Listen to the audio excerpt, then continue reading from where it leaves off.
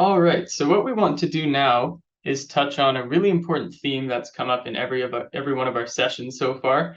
If you've been listening carefully, you may have picked up on the fact that in every session, we've made some sort of connection between Jesus in the New Testament and David in the Old Testament. And you might wonder what David, this Old Testament king, has to do with Jesus. And so what we're going to do is spend the next 10 or 15 minutes drawing those connections in our minds. So just to quickly refresh your memory about David, David was the second king of Israel, and there are chapters and chapters recorded about him in the Old Testament books of Samuel and Kings, and we also have some of his Psalms written in the book of Psalms. And while David had a few key character flaws, he was still someone who was a man after God's own heart. His heart was set on doing the right thing, on serving God as well as he could, and so God loved him for that. One of the first things that David wanted to do as king of Israel was build God a house, because for a very long time, God's house or temple that they worshipped in was essentially just a tent called the tabernacle. And so David really wanted to make something better for him. And so he spent all this time and money. He gathered the supplies and made the plans to build the temple. But then God actually sent a prophet to him and said that David wasn't going to build a temple. And much to David's surprise, the prophet told him that actually God was going to do something for David instead. So this is one of the key covenants or promises that is made to David in the Old Testament. And it starts by saying, "The Lord declares to you that the Lord himself will establish a house for you." So David, you're not going to build me a house. I'm going to build one for you. And when your days are over and you rest with your ancestors, I will raise up your offspring to succeed you, your own flesh and blood, and I will establish his kingdom. He is the one who will build a house for my name. So as always, you can join in the discussion here and feel free to answer this question in the chat. The question is, what would this descendant, this promised descendant of David, build? And while you're answering that, we just want to touch on one word in this verse, offspring. At least that's what it is in this translation. In your translation, it might say something like seed, but essentially it's just talking about David's descendant. Now, in the Bible, a descendant or someone who's referred to as a seed typically refers to someone who comes generations later. So, for example, Abraham was promised a seed that would become as numerous as the stars of the heavens. But when he had Isaac, that wasn't necessarily fulfilled because there was only one child, not multitudes of them. And so it took time for that promise to eventually be fulfilled. I'm just going to open up the chat here and see if we've got any responses.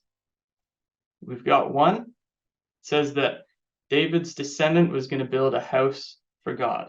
And that's correct. So David had a son, Solomon.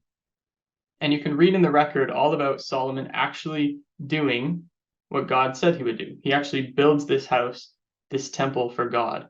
But I think you've probably picked up on the fact that because we're reading this verse right now, it implies that we think that somehow this promise relates to Jesus, even though it was said 1,000 years before Jesus.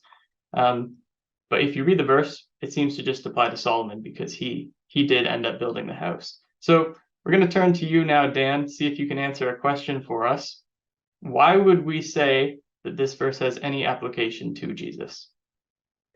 Well, it's an important question that you're asking because I don't think we can just make that assumption. We need to have some biblical proof. Just because it's part of our webinar tonight, we can't say that that's, we've taken this verse and apply it. And I think the first reason that we believe this verse to refer to Jesus is that when the angel Gabriel appeared to Mary before Jesus was born, the angel actually applies these verses to the birth of Mary's son. So the angel is telling us that these promises would be fulfilled in David. I also think of Matthew chapter 1, verse 1, which is up there on the screen. And when we come to the very first verse of the New Testament, of the description of Jesus' life, we're told that Jesus was the son of David. That's the very first thing that we're told. He's that descendant, like you say, that would come very much later. And finally, I think you can see evidence in the passage itself. So I don't think it took going to the New Testament and the angel to tell us this. I think David understood when this promise was given to him that this had a very much later fulfillment, because look at what it says there in verse 12. It says that this offspring that was going to come would sit on the throne after he was already dead, after he was resting with his ancestors, which is really just a way of saying that he had gone to the grave. And yet, when you read through the story of David's life and Solomon's, his son in Samuel, Solomon actually was on the throne while David was still alive. David helps establish him there. And so if you read very carefully, you can understand that this passage has what we call a dual fulfillment. It refers primarily, or in the first place, to Solomon, but it has an ultimate fulfillment with Jesus Christ. So it's pretty neat. Yeah, great answer. The concept of dual fulfillment can be complicated at times, but it really does open up your eyes to when you're reading the Bible. And I'm sure if anyone's interested in talking about that a bit more, that we can probably do that towards the end. So let's see now what else David was promised, because this covenant or this promise goes on in further detail. So the second half of verse 13 continues by saying, "And I will establish the throne of his kingdom, of your seed's kingdom, forever. And I will be his father, and he will be my son. When he does wrong, I will punish him with a rod wielded by men, with flogging inflicted by human hands." So you can join in the discussion again. Our first question is, how long would David's seed be king based on that verse? Yeah, forever. Now, here's a question for you. Think about the implications of it saying that David's seed would reign on the throne forever. If that's referring to Solomon, Solomon reigned for about 40 years. You can read that in the Bible. And 20 of his descendants were kings who sat upon the throne. And they reigned for a period of about 400 years, all 20 of them, up until Jerusalem was taken captive by Babylon. So, although you can kind of see that promise is applicable to David's son Solomon, in that he did reign on the throne of the kingdom, you can see how that it wasn't completely accomplished in him. And so it must have reference to someone else who actually is going to reign forever. And what's really cool is in Luke chapter 1, the gospel writer Luke actually tells us that this refers to Jesus. And we don't have a lot of context in this verse here, but if you go to that section, you can read all about it. It is about Jesus. And it says, "Of his kingdom, there will be no end." In other words, he is going to reign forever. The throne of his kingdom will be established forever. Now, there's another idea in this set of verses here where you could look at it and say, hey, look, it says that the throne is going to be established forever. That's fine. But the second half says, when he does wrong, I'm going to punish him. And you might wonder, well, how can that relate to Jesus? Jesus didn't do any sin. So is it saying that it's possible that Jesus could have sinned? So, Dan, again, I wonder if you might be able to walk us through what that's talking about. Yeah, I want to do that. But before I do, I don't want to jump over that section that's between what you forgot highlighted there.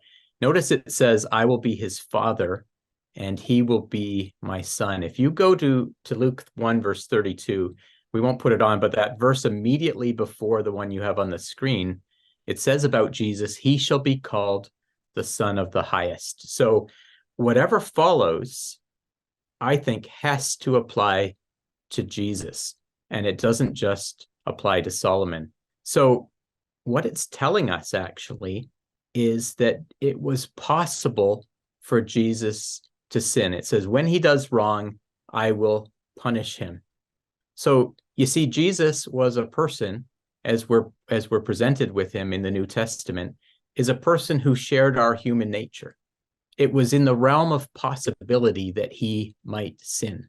Now, we know that he didn't. In fact, he's the only man that didn't sin. But you must admit, it was a possibility. And in our next episode, we're actually going to consider the temptations that Jesus had in the wilderness. But you see, the implication is that because he didn't sin, he's able to sit on David's throne forever. Solomon wasn't, because he sinned, and all the kings that came after him sinned, and they didn't, their kingdom didn't last forever. But what we're being told is that because he didn't sin, he's the one who can sit on the throne for eternity. I want to share with you just one of my favorite verses in this regard. It's in Psalm 132. And you can see as you follow through it, the connection here. It says, "The Lord hath sworn in truth to David, he will not turn from it. Of the fruit of thy body will I set up upon thy throne." So you can see the idea that it's talking about a man who would come from David, that would be Jesus, who would sit on the throne. But this is what I like. "If thy children will keep my covenant and my testimony that I shall teach them, their children shall also sit upon thy throne forevermore." And what we're being told is that anyone who is obedient to the commands of God have the opportunity to sit with Christ upon that throne. And so it's just a great summary verse.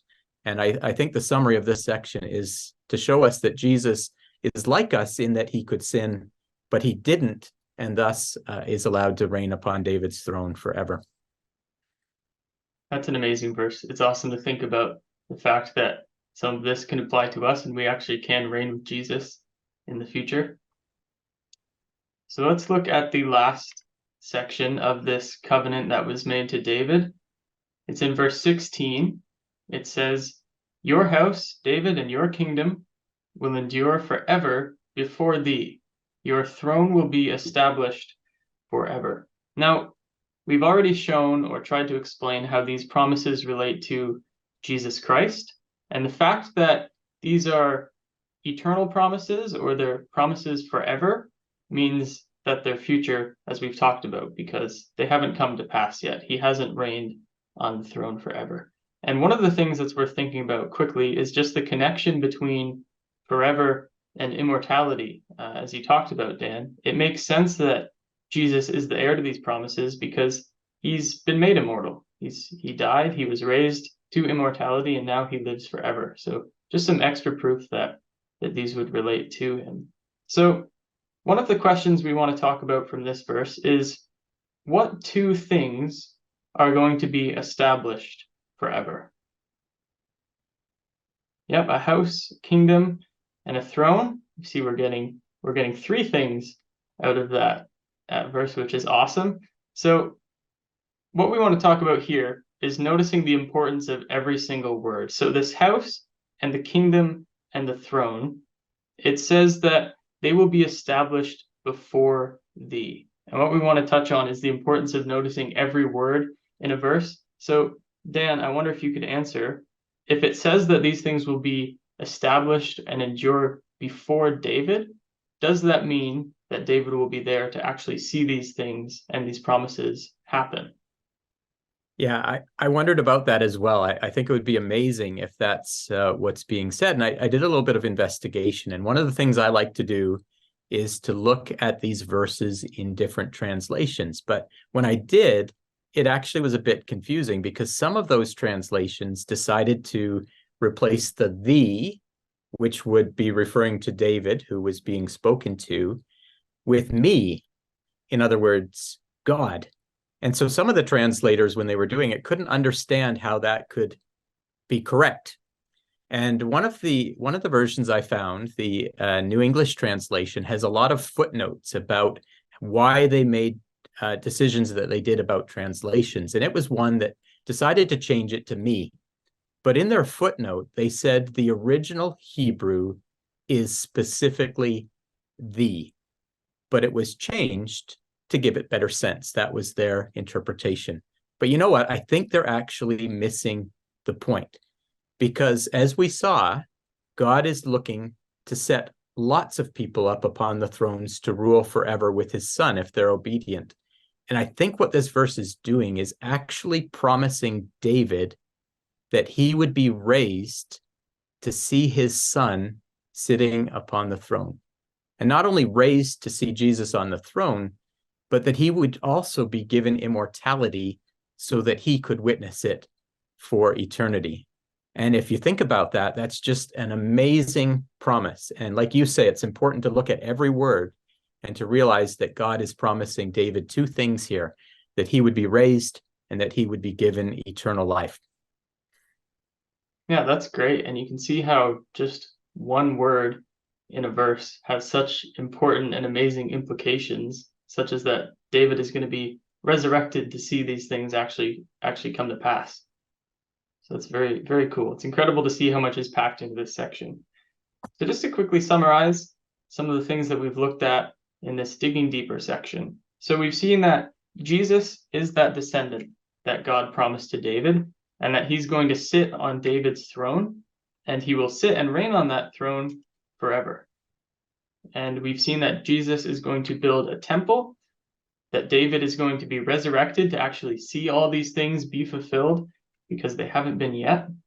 He's going to live forever, and there's other faithful people that can share in those blessings. And so that's something that it's on us to work on as much as we can so that we might be a part of all those blessings that have been promised.